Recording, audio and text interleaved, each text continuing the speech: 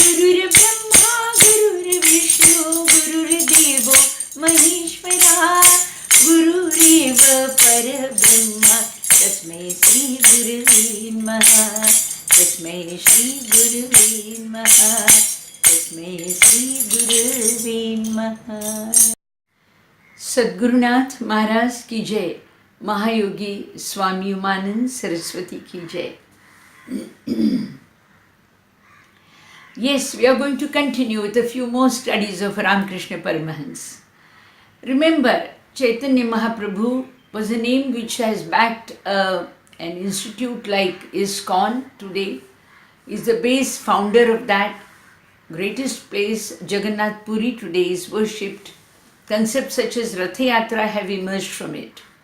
And then we took Adi Shankaracharya, who has revived Ved and established 4 basic Peeth universities, or we call it the original seats of religious seats in India and north, south and east and west. And then we come to RAMKRISHNA Paramahansa today, who has given one of the greatest philosophers to the world, as who was his devotee, that is Vivekananda. So look at the contributions which can come through saints for the benefit of the world and mankind, of course.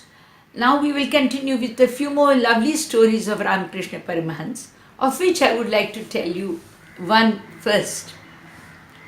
It was one day he met his guru, Ramakrishna's guru, and the guru said, Rama, please close your eyes and meditate now. So Ramakrishna closed his eyes and was meditating upon, just meditating. And when he opened his eyes, the Guru said, all right, now what did you see? So Ramakrishna said, my God, I am my goddess was right there. Ma Kali was there and I could see her. I could see her. Then the Guru said, no, you're not going to try and see any face and figure. Just try and meditate without trying to see anything. Ramakrishna closed his eyes again, and again he looked up, and of course the goddess Kali, she also was in love with Ramakrishna. So she appeared again, manifested again. So he opened his eyes, he says, I cannot help it, my mother has come again. So the Guru said, no, now this time if she comes, you take a sword and mentally you cut her head off. My God, this was too difficult for Ramakrishna. But then it was Guru's instructions, and it was all a matter of game on the mental level. So Ramakrishna, very hesitatingly, when he saw the mother appear again, he took a sword and mentally, it was just a mental concept, he took and cut the head off of the goddess. Now we all might think, what will flow out of it?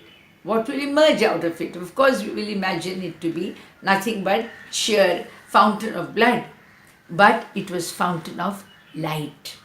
And then Ramakrishna knew what is the meaning of divinity, visions. And of course, this is one of the stories. Then there is another very story which reflects his humility.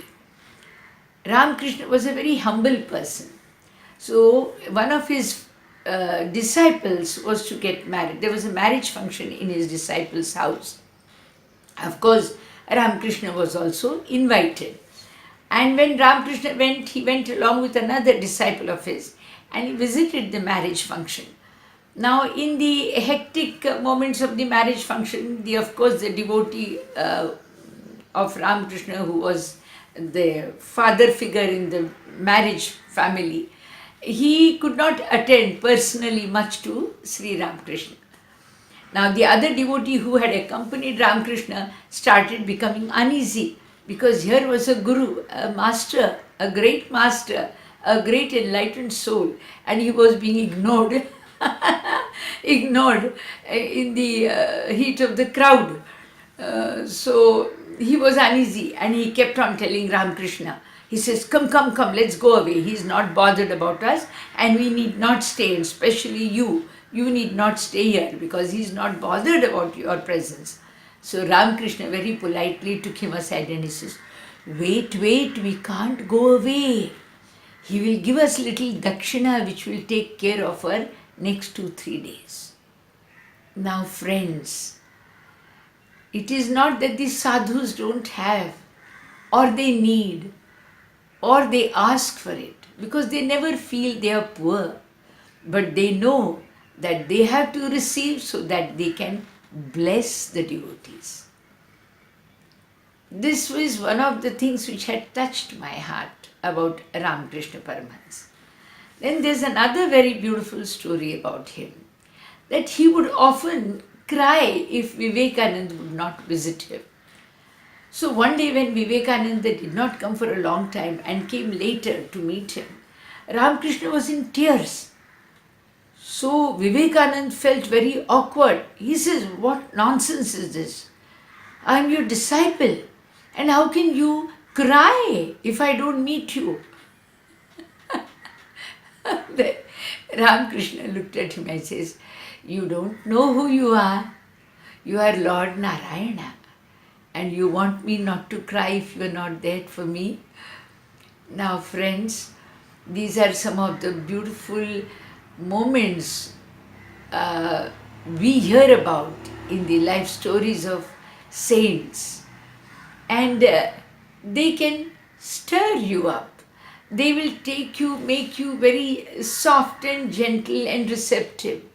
And unless we are not so soft, so gentle at heart, receptive, sensitive, how can we receive these subtle energies in us? So Ramakrishna was one of the great saints who was gentle, who was enlightened, who was pure. He was a worshipper of goddess Kali. And he was a great guru of a greatest philosopher on earth, that is Swami Vivekananda. So we have to see what were their contributions, what were the results on the society, their presence, how did they change humanity and touched the lives of thousands and thousands of people. I'm glad I'm one of them. Well, now as stories go on,